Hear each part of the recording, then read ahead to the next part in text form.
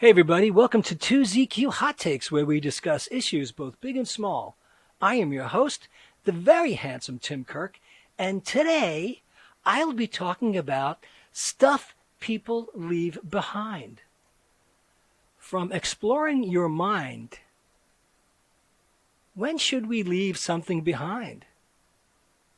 It may seem like an obvious question, but it's really not. That's why we're going to look further into it. In fact, it's likely that right this second, a lot of us are nurturing hopes and projects that don't deserve our time and energy.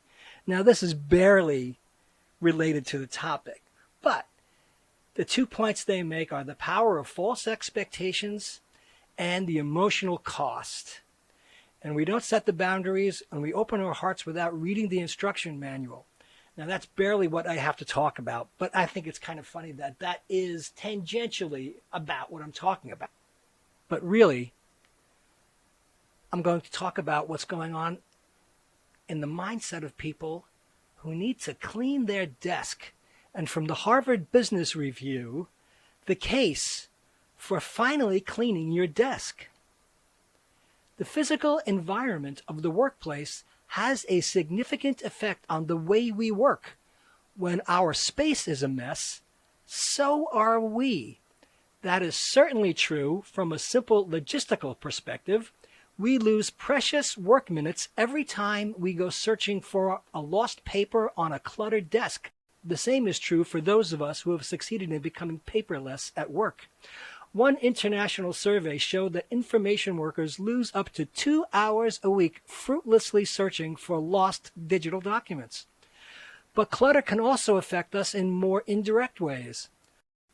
The author's research and that of others has shown that our physical environments significantly influence our cognition, emotions, and behavior, affecting our decision-making and relationships with others.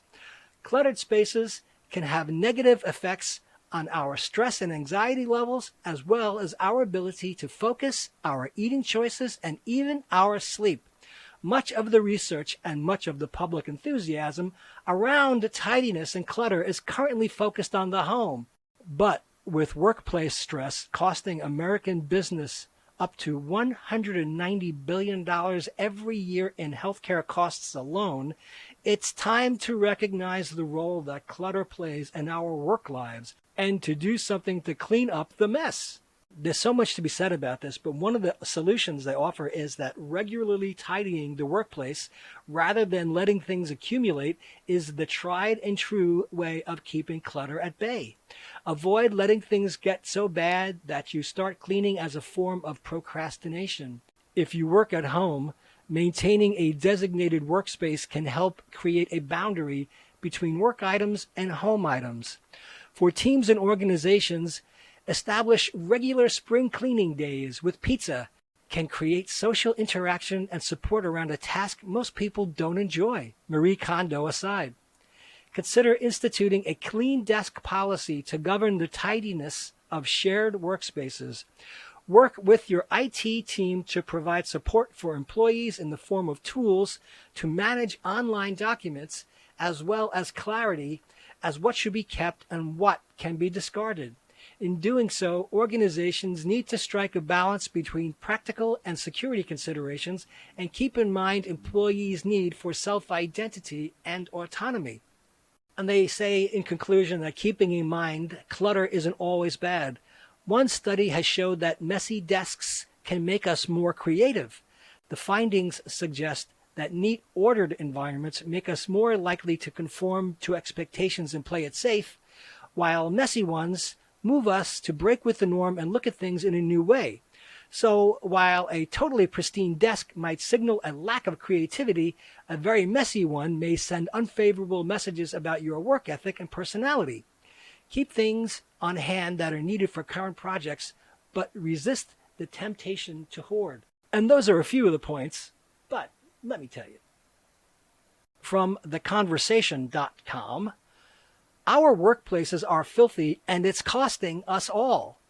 The typical office desk is home to over 10 million bacteria, 400 times more than a toilet seat. Other studies have revealed people don't wash their hands, and surfaces from taps to elevator buttons are officially dirty.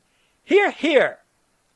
Beyond the health concerns, this has an impact on our psyche. Humans have an inbuilt disgust response to dirty environments.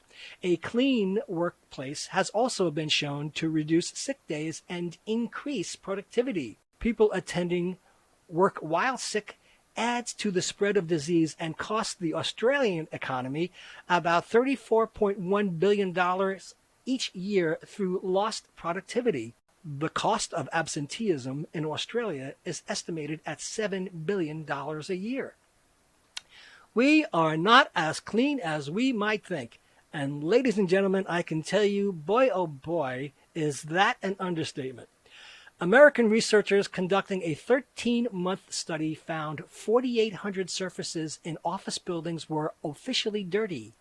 Taps, microwaves, computer keyboards, and fridge doors were the dirtiest surfaces. This is especially of concern given the rise of open-plan and shared desk workplaces. Workers in open-plan spaces have a 62% higher incidence of sickness absence rather than those in private or shared cellular offices. Etiquette in shared desk workplaces requires employees to clean down their workstation and equipment when they finish using it. However, less than half of employees comply. The author states that they once worked with a colleague who refused to touch any surface in a public toilet and would use gloves or paper towels to avoid doing so. Another colleague was so troubled by the toilet roll dispenser that he kept his own supply of toilet paper in his office. This is understandable given the research has shown that under certain conditions we all behave like pigs. Both our environment and social norms influence our behavior. In one famous study, for instance, even people who said they wouldn't litter were more likely to do so when the environment was already dirty or others were littering. If workplaces are already dirty, it makes sense that no one empties the dishwasher. We feel that it is not our responsibility as we follow the norm and behave in ways we normally wouldn't. Boy, oh boy, talk about a mob mentality. One study of 43,021 respondents from 351 office buildings found that cleanliness was correlated with employee satisfaction. I don't know how much that makes sense. In 2 laboratory and field experiments, offices that were seen to be in proper order and had a pleasing appearance had positive outcomes for trust in the organization and for learning. On top of all this, you have the health impacts of unhygienic workspaces. Viruses can survive for hours or even months on surfaces like phones and computer equipment. In another study on the effects of a controlled increase in cleaning quality, researchers found that a cleaner office resulted in a 12.5% decrease in sick days and reported increases in productivity. From years and years of personal experience, I can tell you that I was in sort of an informal partnership with our facilities manager and our IT guy. And we talked about what people did when they left their workplaces. And when they quit, we would have a joke session where they would show up at my desk with a giant Ziploc bag full of the things that people left behind. And we would have Ziploc bags filled with packet upon packet of condiments that they would get from fast food restaurants, appropriated K-cups or other types of packets of instant coffee mix. Monitors grew under desks like mushrooms. There would be tangles of cables and cords, ostensibly to prevent anyone from appropriating their monitors or computers, and keyboards and peripherals, obsolete peripherals, sleeves of beverage cups and utensils that were never ever going to be used. We wondered why people would do this when they wouldn't clean up after themselves in common areas, break rooms, restrooms, phone rooms, meeting rooms, elevator lobbies. People would make spills they wouldn't clean up. People would make messes on copiers and printer units that they wouldn't clean up. People would make messes using microwaves that they wouldn't clean up. So, what can we do about it? The article goes back to saying not all communicable infections have vaccines, so overcoming the problem of dirty workspaces requires a bit of ingenuity. Hand hygiene has been shown to be one of the most effective means of reducing the transmission of germs. In year-long random controlled trials, workspace hygiene programs that included education and the use of hand sanitizers reduced hygiene-related healthcare claims by over 20%. Many organizations have implemented sanitation stations in open plan and hot desking environments to encourage employees to wipe down the desk, computer equipment, and phone when they have finished using them for the day. However, a study has shown that less than half of employees use them. I had, on a regular basis, purchased Windex and chlorine-based cleaners, and regularly would buy Purell and attempt to hand it out to my coworkers. And I would get cases and cases of Purell and walk around an office of over 150 people. And there would be some people who would see me and they would be so eager and happy and grab, and they would ask if they could take two. And I would be more than happy to give them two 12-ounce or 16-ounce bottles of Purell. And they loved using it. And other people just scoffed and they waved me away and they dismissed it. And I was kind of icked out by all of this because they were gross. I would be regularly surrounded by irate colleagues and peers who wanted to shame their coworkers because of the condition they left the restrooms in. Ladies, you have so much more to be complained about than the men. But boys, you are filthy. Girls, you are filthy. Clean up after yourselves. Wash your hands. You make people like me use our elbows to touch the elevator buttons and have somebody else swipe the door.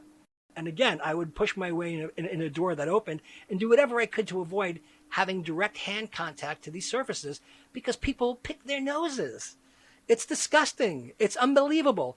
The other night, I went out after 9 p.m. and I saw a woman who had her pinky up to the third knuckle in her nose, sitting behind the wheel of her car. And I can imagine how she took care of that. Some people are just gross. So the article goes on to say, research found that hot desking environments can lead to employees feeling indifferent to their coworkers and less committed to the organization. Some research has suggested that creating ownership can lead to increased responsibility and to people doing the right thing. This might include team ownership of different aspects of the work environment, such as schedules for cleaning the kitchen. Ha! I would clean out the refrigerator every Friday. I put notices on the refrigerator door. People would come back from lunch, and somehow, I have assumed over the course of time, they believed that putting half of a salad or a sandwich in the refrigerator would make the rest of it grow back, or it would stay for some sort of perpetuity in some sort of stasis, as opposed to rot and stink and make a cluttered, smelly, sticky refrigerator that I would have to clean out. And then people would become irate at noon on Friday when they opened the refrigerator to find food that they left there the last week or Monday had been taken out and thrown away. Well, what do you expect? Do you think this is going to stay there forever? It's not. It rots. And we can only assume you are filthy because you are. But we all are. So the article concludes by saying, while employees should be encouraged to stay home while sick and the use of hygiene programs can have a positive impact, the uptake of these initiatives continues to prove challenging for employers. Folks, it's as simple as this. Wash your hands thoroughly. Use Purell regularly. Don't be such filthy pigs. Be clean. Try your hardest to clean up. It's worth it. Thanks for listening. See you next time. And as the kiddies say, peace out.